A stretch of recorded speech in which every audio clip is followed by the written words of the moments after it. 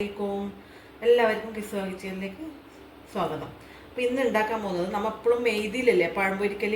ഇന്ന് പച്ചരിയിൽ എങ്ങനെയാണ് പഴം പൊരിക്കൽ എന്ന് കാണിച്ചു തരുന്നത്. ഭയങ്കര ടേസ്റ്റാണ്, തിന്നാനും ടേസ്റ്റാണ്, നല്ല രസമാണ്. പക്ഷെ പെഴുത്ത പഴമായിരിക്കണം, പച്ചപ്പഴമായിരിക്കാൻ പാടില്ല, പെഴുത്ത പഴമായിരിക്കണം. അതിന് ആവശ്യമുള്ള സാധനം 1/4 കപ്പ് പഞ്ചസാര. പഞ്ചസാര ഇവിടെ എല്ലാവർക്കും കുറവേ വേണ്ടും, അതുകൊണ്ടാണ് 1/4 കപ്പ് ഇടുന്നത്. നിങ്ങൾക്ക് 1/4 കപ്പിലധികം മധുരം വേണമെന്നുണ്ടെങ്കിൽ 1/4 കപ്പിലധികം മധുരം ഇടാം. അപ്പോൾ തന്നെ 1 കപ്പ് അരി. ഇത് തലേന്ന് പുതിർത്തി വെച്ച അരിയാണ്.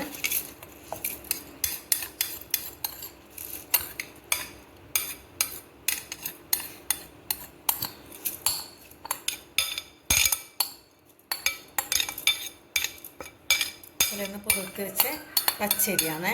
അപ്പം ഏത് പച്ചരി എടുക്കുക, റേഷൻ കടയിലെ പച്ചരി എടുക്കുക, എല്ലാ പച്ചരിയൊക്കത്ത് ഇത് ചെയ്യാൻ പറ്റും. പക്ഷേ നമ്മൾ ഇഡ്ഡലി അരക്കാൻ പറ്റുന്നൊരു പച്ചരി ഇല്ലേ, ചെറിയ, അത് ഇത്ര ആയിട്ട് കാണുന്നില്ലേ. പിന്നെ അതുപോലെ തന്നെ 1 കപ്പ് ചോറ് 1 കപ്പേ.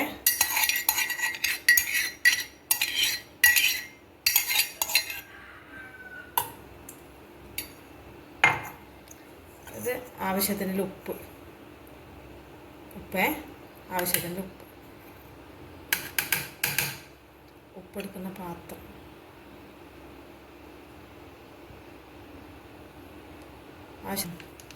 ഏതാ പറയണ്ടത്? അപ്പം കുറച്ച് ബേക്കിംഗ് സോഡയോ ബേക്കിംഗ് പൗഡറോ നിങ്ങൾക്ക് ഏതാ താല്പര്യം അത്. ഇത് ഇട്ടിട്ടില്ലെങ്കിലും പ്രശ്നമൊന്നുമില്ല, പക്ഷേങ്കിൽ ഇട്ടാൽ കുറച്ച് നല്ല ഇതുണ്ടാവും. ഇടുന്നത് ഇത്രയേ ഉണ്ടേ.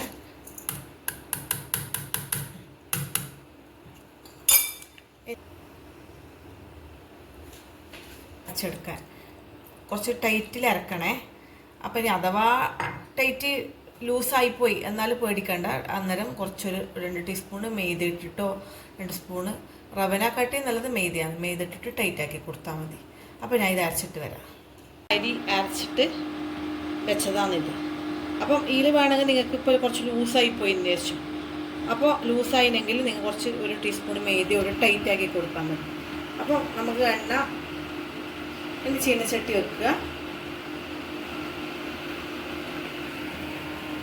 അടുപ്പിൽ ചീനച്ചട്ടി വെക്കുക, എണ്ണ ഒഴിക്കുക. ഞാൻ പിന്നെ ഇതെല്ലാം ഇങ്ങനത്തെ സാധനങ്ങളെല്ലാം ഞാൻ ഇരുമ്പിൻ്റെ ചീനച്ചട്ടി തന്നെയാണ് പൊരിക്കൽ. ഏറ്റവും നല്ലത് ഇരുമ്പിൻ്റെ ചീനച്ചട്ടി തന്നെയാണ്. ഇങ്ങനത്തിനെല്ലാം നോൺ സ്റ്റിക്കിൻ്റെത് ഉപയോഗിക്കേണ്ടതല്ല, പക്ഷെ ഏറ്റവും നല്ലത് ഇരുമ്പിൻ്റെ ചീനച്ചട്ടിയാണ്. അതാകുമ്പോൾ വേഗം ചൂടാവും.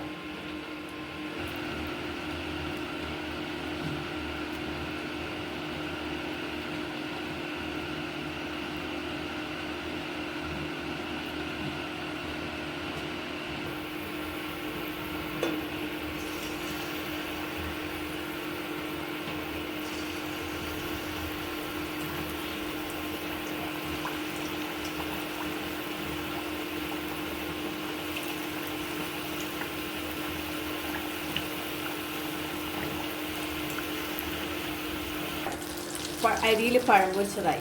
ഇനിയിപ്പോൾ ഇത് ഇങ്ങനെ ഇങ്ങനെ ഇത് ഇതാക്കണം, അല്ലെങ്കിൽ അതിൻ്റെ ഇത് ടേസ്റ്റ് കിട്ടുള്ളൂ. പിന്നെ മൈദയിൽ പൊരിക്കുമ്പോൾ പെട്ടെന്നാവൂലേ, കുറച്ച് സമയം എടുക്കും വേവാനും ആക്കാനെല്ലാം. ഇനി ഇതിപ്പോൾ കോരി എടുത്തിട്ട് വെളിച്ചെണ്ണ വാരാൻ വേണ്ടിയിട്ട് വെക്കുക. പക്ഷെ എണ്ണ അങ്ങനെ കുടിക്കുകയോ ആക്കി ഒന്നും ചെയ്യൂല, അങ്ങനെ ഇതാക്കിയൊന്നും ചെയ്യില്ല. നല്ല രസമാണ്, എല്ലാവരും ഉണ്ടാക്കി വെക്കണം. കാരണം ഇത് ഇങ്ങനെ തന്നെ പൊരിച്ചിട്ട് വെച്ചിട്ട് ആറിയ ശേഷം നമ്മൾ അലൂമിനിയം ഫോയിൽ ചൂടാറിയതിന് ശേഷം അലൂമിനിയം ഫോയിൽ പൊന്നിട്ട് ഗൾഫിലേക്ക് വരെ കൊണ്ടുപോകാം. പിറ്റേന്ന് വരെ ഒന്നും ആവില്ല. ഞാൻ അധികം കൊടുത്തയക്കലുണ്ട് ഇങ്ങനെ പൊരിച്ചിട്ട്. കാരണം ഒന്നും ആവില്ല. നമുക്ക് ഒരു രാവിലത്തെ പിന്നെ നാസ്തക്ക് പകരം ഉണ്ടാക്കുകയും ചെയ്യാം. അങ്ങനത്തെ ഒരു പ്രശ്നമില്ല, നല്ലതാണ്. ഇതിൽ നിങ്ങൾക്ക് ഒരു കാര്യം കൂടി ചെയ്യാം. ഒരു മുട്ട വേണമെങ്കിൽ, മുട്ടയുടെ ഫ്ലേവർ ഇവിടെ ആർക്കും ഇഷ്ടമല്ലാത്തതുകൊണ്ടാണ്. മുട്ട വേണമെങ്കിൽ മുട്ട കൂട്ടിയിട്ട് പിന്നെ അരച്ചാൽ നല്ല ടേസ്റ്റ്. അപ്പോൾ വെള്ളം കുറക്കണേ, മുട്ടൻ്റെ വെള്ളം ഉണ്ടാവുമല്ല. പിന്നെ 1 ഏലക്കായ് വേണമെങ്കിൽ ഇടാം. ഇത് രണ്ടും ഇവിടെ ആർക്കും പറ്റൂല, അതുകൊണ്ട് ഞാൻ ഇടാൻ. എല്ലാവരും ഉണ്ടാക്കി വെക്കുക. ഹൈ ഫ്ലെയിമിലാണ് ഇടേണ്ടത്. ഇതിന് ശേഷം തീ ലോ ഫ്ലെയിമിലാക്കാൻ വേണ്ടി. ഹൈ ഫ്ലെയിമിൽ ഇടുമ്പോൾ ഇതിങ്ങനെ ഇതിങ്ങനെ പൊന്തി വരും. ഇങ്ങനെ ഈ പൊന്തി വന്നാൽ പഴംപൊരി പെർഫെക്റ്റ് ആണെന്ന് അർത്ഥം. അപ്പം ഇതാണ് അടിപൊളി പഴംപൊരി. അപ്പം നിങ്ങളെല്ലാവരും ഉണ്ടാക്കി വെക്കുക, ഫീഡ്ബാക്ക് അറിയിക്കുക. ടേസ്റ്റിയാണ്. മറ്റ് പഴംപൊരിനെക്കാട്ടി നല്ലതാണ്, എണ്ണ കുടിക്കൂല. ഇങ്ങനെയെല്ലാം ഒരിതുണ്ട്. 2-3 മണിക്കൂർ 2 മണിക്കൂർ അരി കുതിർത്തി വെച്ചാൽ മതി. അതിൻ്റെ അപ്പുറം പുറത്തണ്ട. കാരണം ചില അരിക്ക് പിന്നെ ഒരു കാര്യം ശ്രദ്ധിക്കേണ്ടതെന്ന് വെച്ചാൽ നമ്മൾ റേഷൻ അരിയിൽ കഞ്ഞി വെക്കൂല. നമ്മൾ കഞ്ഞി വെച്ചിട്ട് ആ അന്നം കൂട്ടാൻ പാടില്ല. നമ്മളെ കുറച്ച് റേഷൻ അരി നമ്മൾ ചോറ് വെക്കുമ്പോൾ നമ്മൾ അത്രയും വേവിക്കൂലല്ല, അങ്ങനെയില്ല. അല്ലെങ്കിൽ ഇങ്ങനെ പെറ്റി കളിക്കും. ആ ഒരു ഇത് മാത്രമേ നോക്കണ്ടു. എല്ലാവരും ഉണ്ടാക്കി വെക്കുക. അപ്പോൾ